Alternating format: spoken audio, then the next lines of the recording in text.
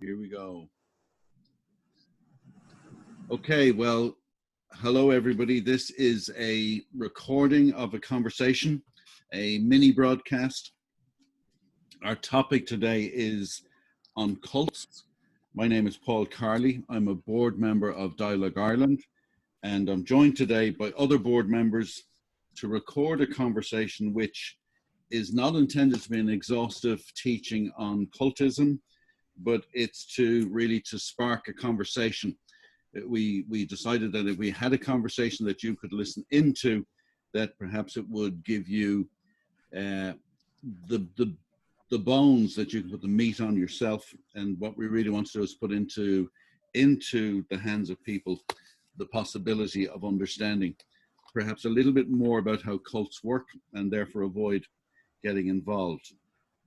So let me introduce our panel to us today. First of all, down on the right-hand side of your screen, you'll see Svetlana Krilova, who's currently based in Belfast. Svetlana has a master's in psychology and has worked on a European level in the area of cultism and sectarianism, and so we welcome Svetlana today. Tomas West on the top left-hand side with the beard waving to you there. Tomas is a Dublin man. Tomas served in the Defence Forces, I think did a couple of bouts overseas, and then Tomas took a BA Honours in Counselling and Psychotherapy and is a member of the IACP.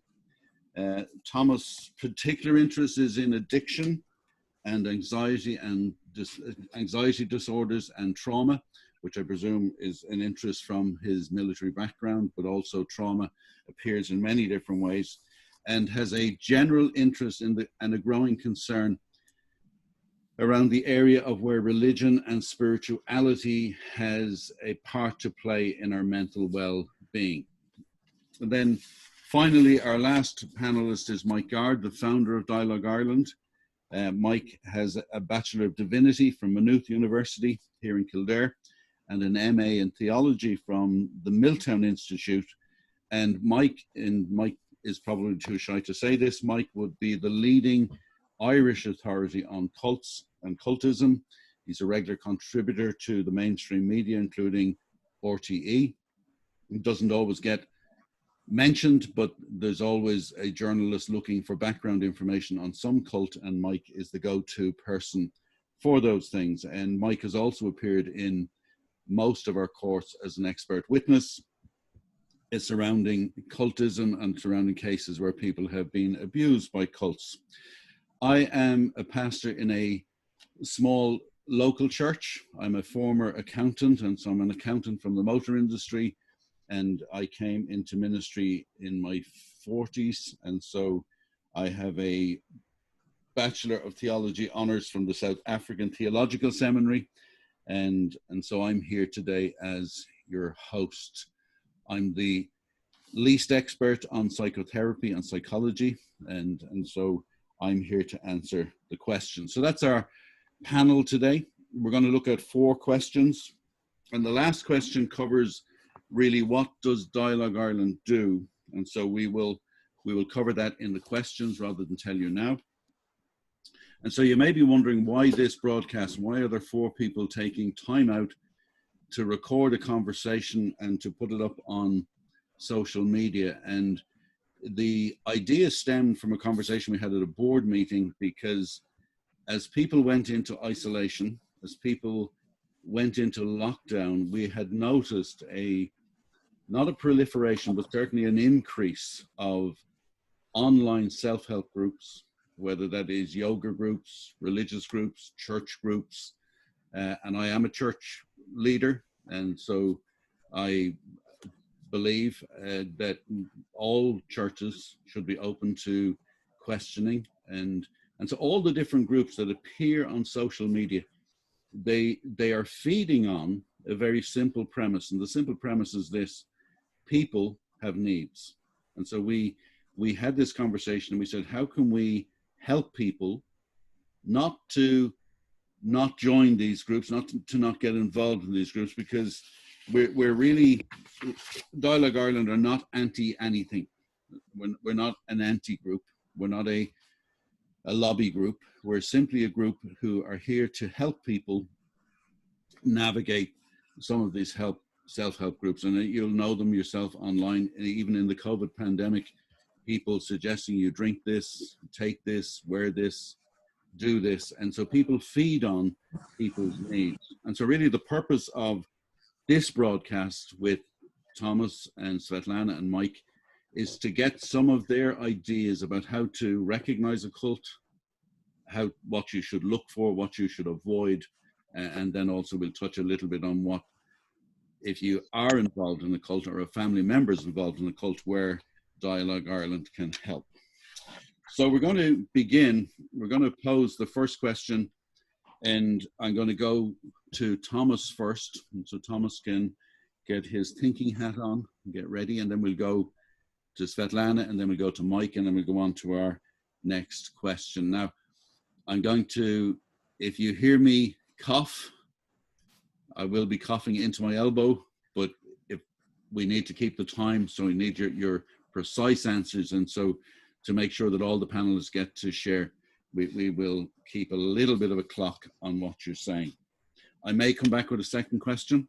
I may want to just tease out an aspect. And then if the other panelists can also, if they think of something during the presentation of the other person, also feel free at the end to get some clarification on those things. So the first question we have is, how would we define what a cult is? And so I'm going to put this to all of the panelists. How do you define what a cult is? And we need to re-emphasize, we're not a new religion. So we're not Dialogue Ireland saying, leave all those crazy things, come and join us, because we're not as crazy as the rest. So we're not a religion. We're not trying to get you to join. So how would you define, Tomas, a cult? And could you probably also touch a little bit on where, because some people get mixed up and say, well, some people say all cults are religion, and some people say, well, my cult isn't a religion. But where does cultism fit in within that spectrum? Well, it's actually a more difficult question you might realize, because first of all, I think any organization can display cult-like tendencies. And I tend not to focus on whether it's a political cult or a social one or a religious one. I tend not to focus on the dogma or the religious belief. I try and come at it from a different perspective. So what I'm looking for is the psychological perspective. What is the emotional, the cognitive, and the psychological pressure that the organization might try and place the individual under? I'm a psychotherapist. As such, I don't diagnose mental disorders. That's another branch of psychology. But what happens to me in the clinic is that very often people come into me who have been in a relationship with an abusive person, who probably tends to display psychopathic or sociopathic tendencies, which is about trying to place that person under control. Sociopaths like to, they're in it for what they can get themselves, so the relationship is very one-sided, and they generally want something from their victim. And that will be usually something like power, control, it could be very well be money, or sex. And so they're very often the cases that a psychopath will try and put the individual under. They won't have any empathy. They won't have any real concern for the needs of that person. Now, I think that cults are very similar. So as an organization, it will display those psychological pressures that it would bring to bear on their members. So the organization itself will behave in a sociopathic manner. And they'll use the members to gain control over them, to gain access to money, to sex. And so to do that, they'll undermine the members' version of reality. They'll try and isolate them. They'll try and withdraw them from their family. They'll try and make decisions for them where they might live, where they might work, and with whom they might associate. So I would say, if you're trying to look at the definition of a cult, try and determine the psychological pressure the organization uses on its members. You know, we have a legal and a psychological term, undue pressure. So you're looking for signs and indications of undue pressure placed on the individual members. Okay, so the interesting thing is you talk about individual relationships. So that can be a couple, for example, whether male, female, two males or two females, doesn't matter what the relationship is. So it can be an individual behaving like a cult-like, in a cult-like way, or an organization. So it really, the behavior can spread right through your relationship. I might come back to that later on as to whether there's a particular type of person who might be vulnerable to a cult. Is there a particular personality type? I think that's an interesting question, and we can probably come back to it later and look at because a lot of the time we people who've exited cults ask the question, well, how could I have been so stupid? But that's not a really fair question to ask ourselves. There's much more going on there, and we might explore that in a minute. Absolutely, yeah. So Svetlana, how would you answer the same question?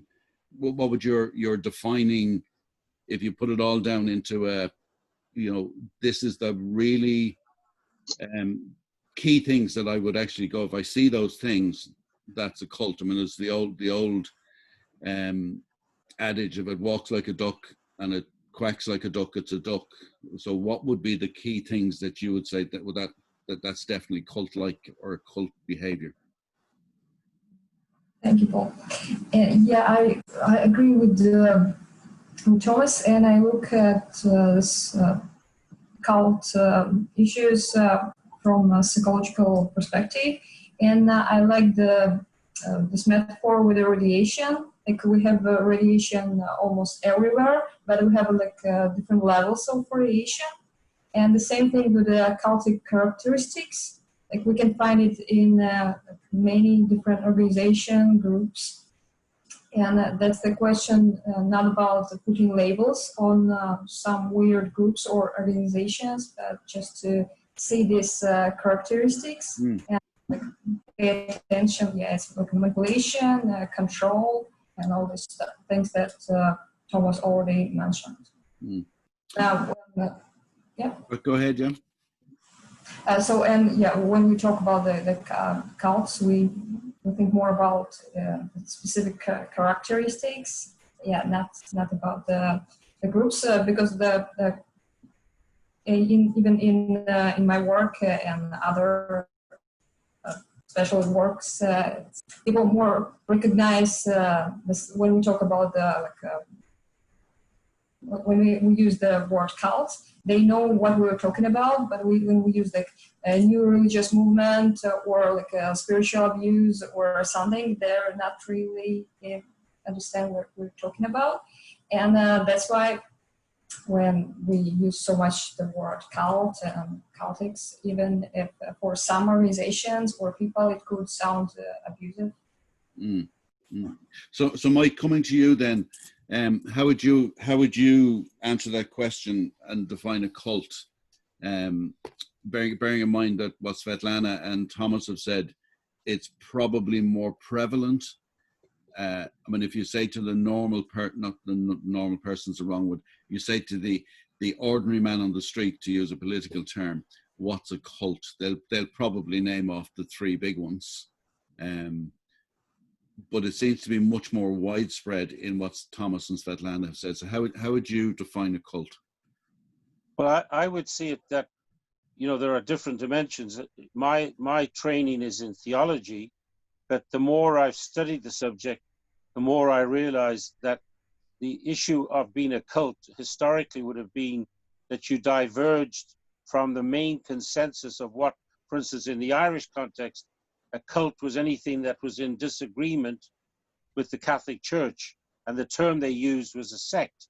So if you were a Protestant or you were Jehovah's Witness or Christian Scientist, but with the emerging reality, most cultist groups are in fact not based on necessarily on a religious belief system. They could be New Age, they could be Eastern, philosophically Hindu origin or Buddhist, or when we have also what a lot of people didn't understand is they were confusing the religion of Islam with Islamicism, which is the kind of cultist version. So someone like ISIS, we understand, is not quite the same as being historic Islam, but some people would view every group that's Islamic as being a cult. So again, I would say the recognition that there's more to cultism than purely religion, but obviously it's helpful to understand the religious background if a person joins a group like that. But then also the aspect, as Svetlana put it, we tend to minimize, and we talk about a new religious movement. And if you sent someone on the street and said, I'd like to do a survey on new religious movement, they look at you as if you're talking about a bowel movement or something. And they don't have clueless. But that's why we need to use the word cult. But the danger with the word cult is it's too narrow, but it does give you the issue of alarm. Oh, something to be, people are clear what you mean by a cult. They don't like the idea of it, and they want to keep away from it, and they have friends who've joined one, so they know what it means, but they don't specifically know what it means. But as Tomas has said, it's the use of undue influence on people without their consent, and then patterns of getting people under control using grooming methods, which we're familiar with now in regard to child abuse and that type of stuff, and abuse of women, and also the fact that people who've been affected can be 30 years, 40 years before they come to realization of the mental control they're under. And so by that time, you've got a statute of limitations. And so mental control, sexual control, everything isn't a cult. But on the other hand, there are cultic dimensions in everything from political parties to boardrooms of massive corporations. So we mustn't think of it as just the Scientology group, because then we actually miss the point, is that it can happen on your own road, and yet you don't realize it, that you've been taken under influence. I think of that Irish woman who joined that Maoist cult in London, and she was something like 25 years living locked up in the group. But it's not so much that you're locked up physically, it's that you actually allow yourself to be mentally locked up, and you don't actually have the keys to get out. I was listening earlier on to another broadcast Zoom conversation, and one of the points the presenter was making, and we don't want to get into specific groups, but one of the groups you mentioned was Scientology, where the ethos is, if it's speaking badly about the group, don't listen.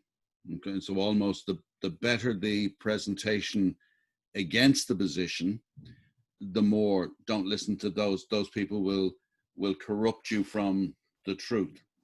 Yeah.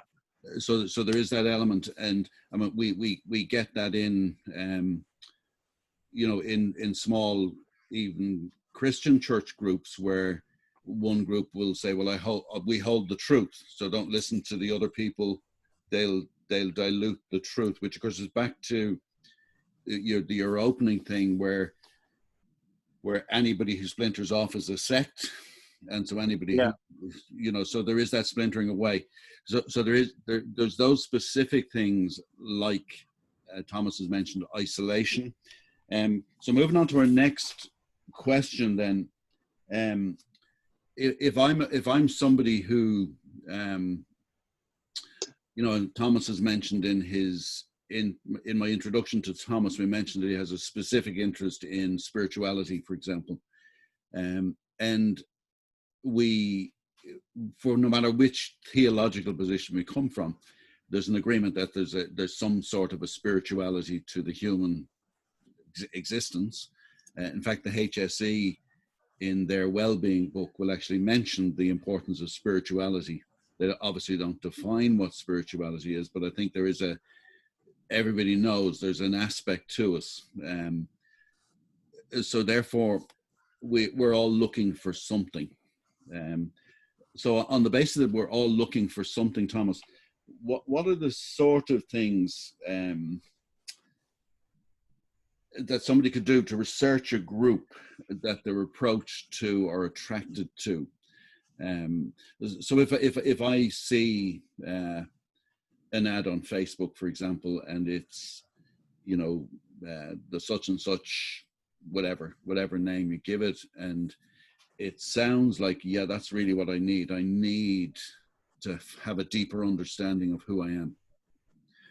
How would you go researching that group? It's an important question, because we've also got to remember that very often when we're coming to consider joining a group or a new religious or even a new political grouping or whatever, we're probably going to be exiting some sort of a crisis. We're wondering, we're trying to figure something out. During the COVID thing, people were isolated at home, and the world didn't seem such a safe place as it had three or 4 months previously. So we're going to be already setting the scene for our own desire to actually find an answer. And I think the important one to adopt is, I think a person should adopt a disbelieving attitude, first of all. So that sounds a little bit harsh, but think of it like this: you're buying a product, you know, so the product will be presented to you, it will look lovely, there'll be a lot of marketing around it, and that's what the organization will be telling you. They're going to present it in the best possible light. But you wouldn't buy a product just based on the marketing, or at least you shouldn't. The real thing you need to do is to do some research and find out, well, number one, do I really need this product? Is it suited for me? Is it going to work properly? What are the downsides? Because there's always going to be downsides. Yeah. And so we need to actually look at the negatives. And Google is your friend for that. So put the organization in, look for critiques of it. Use organizations, and there's a few of them like Dialogue Ireland. Look for ex-members, and not just one, because there can be disgruntled people, but look for a number of ex-members and see what they say about the organization. That's going to give you a more holistic picture of what's going on. And I don't think you should need worry if you feel a little bit guilty about doing that. You know, you need to take the time out. Certainly don't get rushed into making any decisions. And don't let any of the people who are approaching you to join the group press you into making a decision on their time. Try and set yourself a little bit apart, to make some thought process on that, and to remain kind of courageous, even though you might be under quite a considerable amount of pressure to find answers to your own particular problem. I suppose a disbelieving position is very hard to adopt if you're broken. I think that's really important. I mean, my own name is Tomas, so doubting Thomas is a good way to approach this. I think, without being cynical, but I think you need to actually see, you mentioned earlier on, you know, if it walks like a duck and it quacks like a duck, it's probably a duck. So you need to actually see what's going on and have some understanding. Don't rush into something. Do some research. Certainly go and use Google and try and find out, is there alternative views about this organization, and maybe talk to people who you trust. Yeah. And so Svetlana, the same question to you. What would your advice, if somebody came and said to you, listen, I'm about to join whatever organization, what would your advice be to them? Yeah, the first advice would be do investigation, like from different sides. And some people could think, okay, if I investigate what ex-members think about this organization, there will be only negative information, because okay, they left, that's why they don't like it. It's obviously. Look from like a different perspective, what maybe current members like or don't like about this organization, or if they say only good things about this organization, it could raise some questions, like why everything is good. There's no critical information about this group. Also, the second thing, I believe, developing critical thinking, it's very important, because it's understandable that when as Thomas mentioned, when the person is in crisis or like something happening in life, it's hard to keep this critical thinking, because the person could jump into any solution if the person or group tells, oh, I know the answer, like come to me and we will give you everything you need. Just join us. And in this right moments, people tend to join. That's why even beforehand, it's good to develop this critical thinking and analyzing, just having this tool of analyzing. And if you have this period of life, you already know how to analyze, how to use this like the tools we mentioned before, like Googling, but doing it from different perspectives, and kind of, oh, okay, like you don't jump straight away. You make this gap, like no rush, just yourself a time, the break, and only then make your self solution. It's not because of he said or she said. Like make your own personal decision. Yeah, I mean, one of the things that I've noticed with, you know, in a couple of cases where I've not helped people, but been involved with people who've gone down that route, is they divulge far too much information too soon. And so they have a tendency to give away too much information about themselves. And I think probably there's a skill in actually, how would I normally get into a relationship with somebody? I wouldn't meet somebody on the street and say, well, I'm Paul Carley, here's my bank account number, here's my problem. You'll be much more cautious. And I think people sometimes miss that, why they ask me all these questions. So Mike, what would you advise somebody researching your group? I mean, what would be the key red flag for you? Well, are you moving on to the fourth question? No, we're on the second question. I'll address that more. I'll deal with this point first. I think that the fundamental issue that's at the heart of this COVID-19 reality is death. Everybody we all put off death. We all push it in the back of our mind. But now that we've been inside, locked up, as it were, we have to look at death. Sometimes we have to look at it immediately because someone in our own family has died from this stuff that can suddenly flare up, and then the next thing, someone's dead. So the experience of dealing with death and dying, which we normally kind of put off, and we say, oh, well, I'll look at that when I'm 65, or I'll look at that at 70. Here it's now suddenly pushed into our face on a daily basis, and then we've got figures of death from the whole world that are coming in on us. So cults then provide quick solutions to death, and also quick ways to not have to deal with it, because the cult then provides you with the thinking processes. They do the thinking for you, and then it removes the emotional tanglement that you have, and that doesn't really in the long term work, because unfortunately we do need places of help, and that's where we help people to process that. But I'll come back to that in the last question. But certainly I think there's a real need, and some people have been saying on Facebook, oh, I'm really reconsidering faith. And that's why, we need to be very alert to our experiences and to be questioning and not allow ourselves to be taken over. Just to make one point, though, Svetlana is from Latvia. She's a Russian speaker.